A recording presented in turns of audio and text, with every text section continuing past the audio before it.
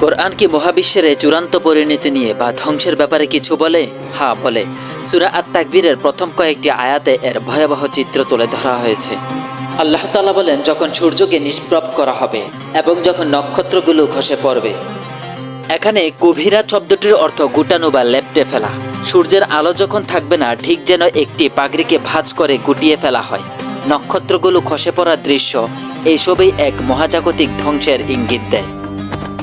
আরেকটি আয়াতে আল্লাহ বলেন, সেদিন আমি আকাশকে গুটিয়ে নিব যেভাবে লেখার পর কাগজকে গুটিয়ে রাখা হয়। সূরা আল আম্বিয়া আয়াত 104। একবার কল্পনা করুন, এ সুবিশাল মহাকাশকে একটি কাগজের মতো গুটিয়ে ফেলা হচ্ছে। এই চিত্রকল্পটি কি মহাবিশ্বের সংকোচন বা ব্ল্যাক হোলের মতো মহাকর্ষীয় শক্তির মাধ্যমে সবকিছুকে একীভূত করার ধারণার সাথে মিলে যায় না?